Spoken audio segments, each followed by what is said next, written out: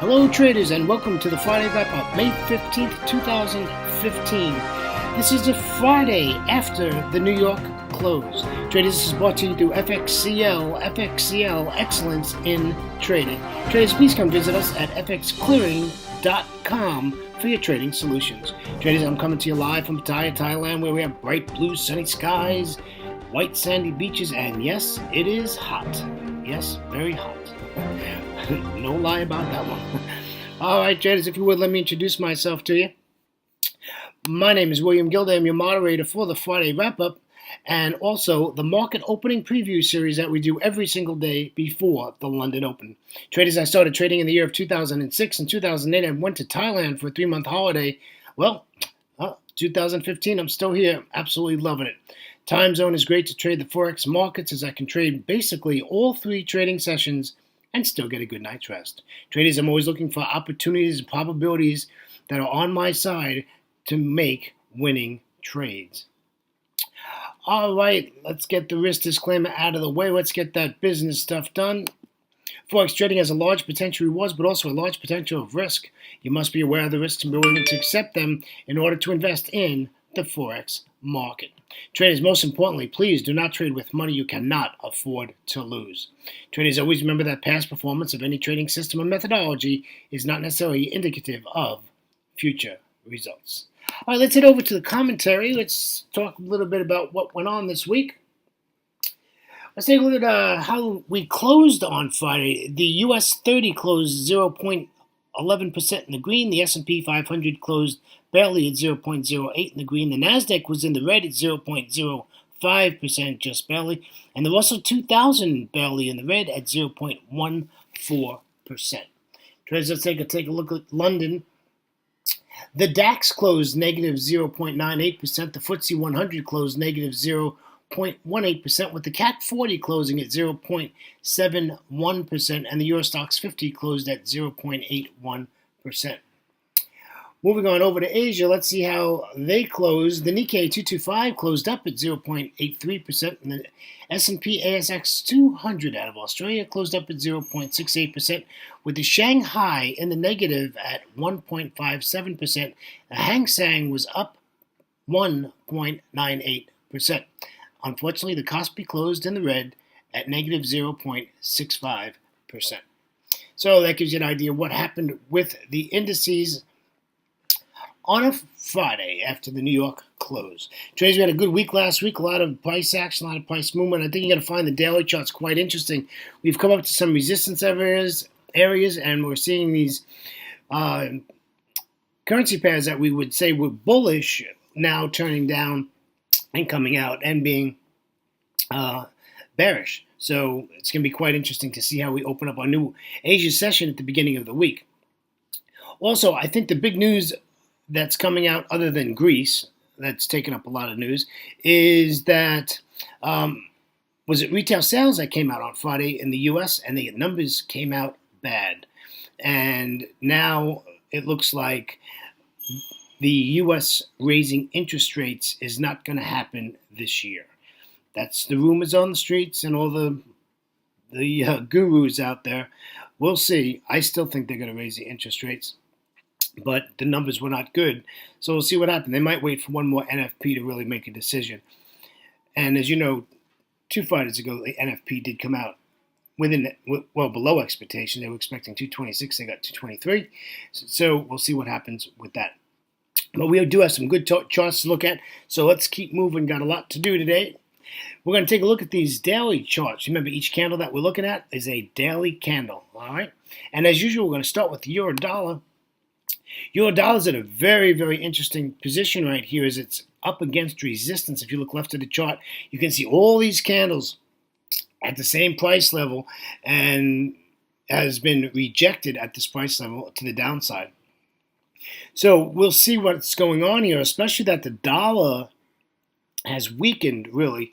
It's not obtaining any motion. It's just maintaining barely. It's barely holding on, and I'll show you a dollar index chart later in the presentation. So as far as euro dollar goes, if this breaks this is going up to the 200 exponential moving average. And we'll have to keep a good eye on that. We've got 3 days of 3 higher highs, 3 higher lows, and it looks like this could break it. We'll see. If we get a red candle at the next Asia session, that's going to be an interesting story because, well, that's a good story because that means we stay with the trend. I have not declared a change of trend in this currency pair yet. I have not declared a change of trend here yet. So we are still bearish in the euro dollar. All right, let's take a look at the dollar Swiss, which is correlated with the euro dollar and should be the opposite, and it absolutely is. The more important thing here is this is below the 200 exponential moving average and has been below it for some time. However, if you look at the last candle, we have a doji, right? And those dojis with those big wicks sticking up there, I call them thrusters, which want to push this to the downside. So we'll see where we're at. You can see we have a double bottom there if you use the wicks, and this could potentially just continue to the downside. So we'll keep an eye on the dollar Swiss.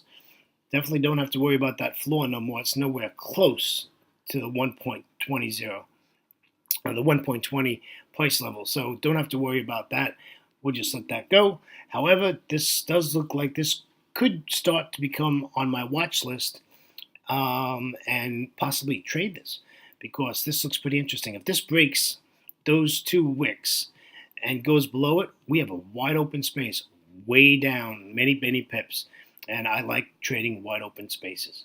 All right, let's take a look at the pound dollar. The pound dollar has been bullish. I declared this about 3 weeks ago, almost 4 weeks ago, that we were bullish in the pound. And it did have a change of trend.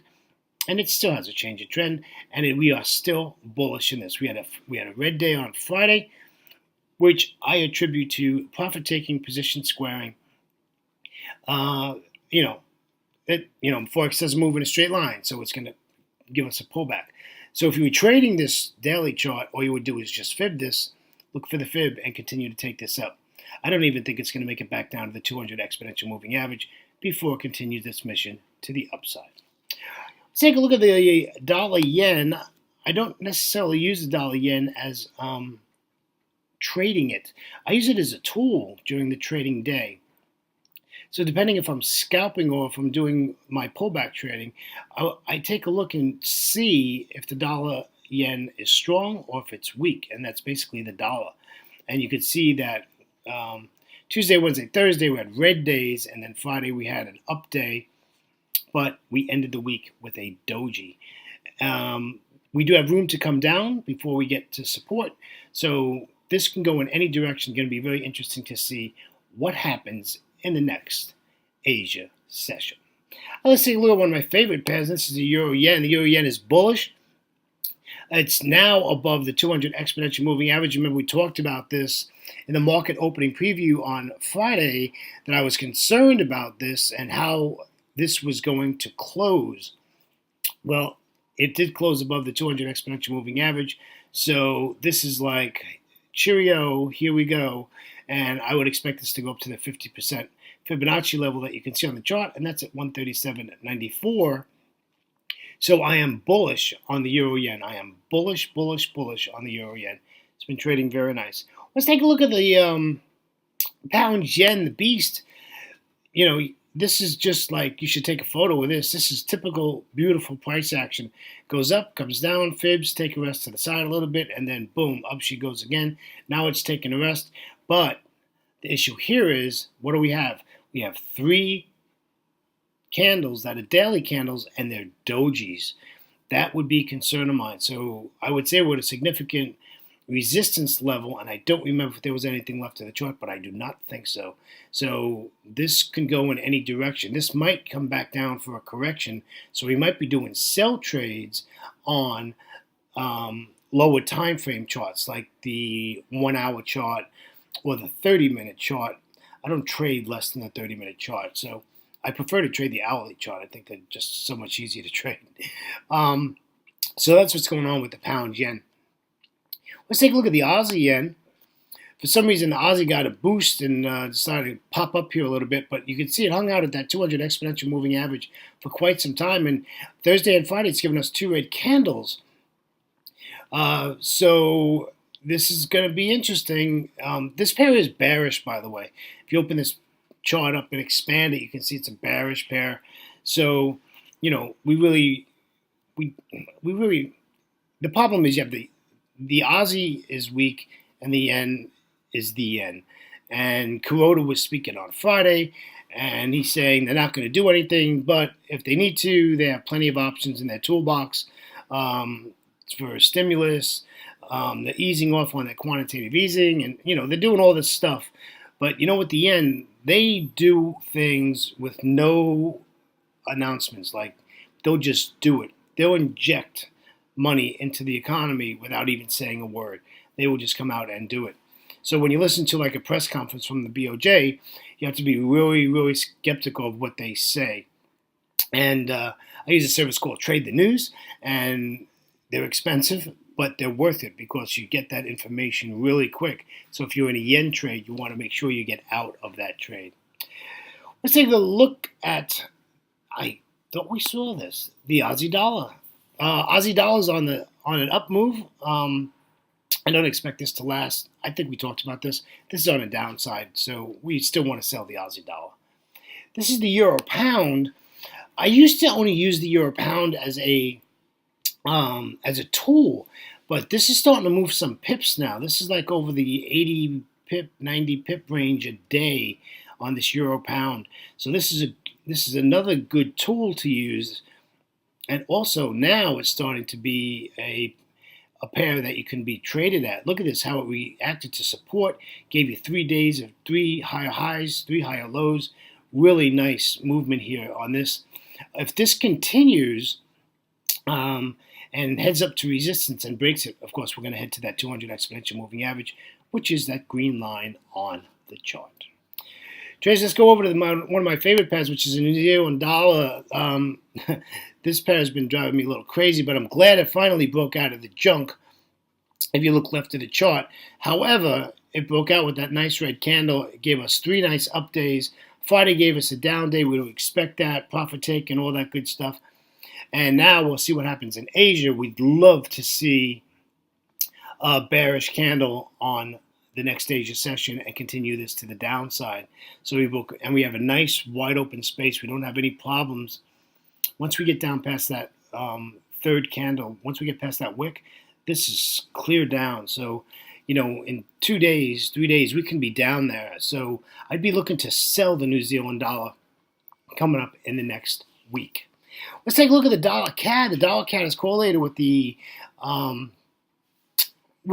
pound. So if the pound is going up, the CAD is going down. If the dollar CAD is going up, the pound dollar is going down. However, you take a look at this, you can see sideways, traders, that this is in a sideways price action and is it above the 200 exponential moving average. And no, it hasn't even touched the 200 exponential moving average, so it does have some room.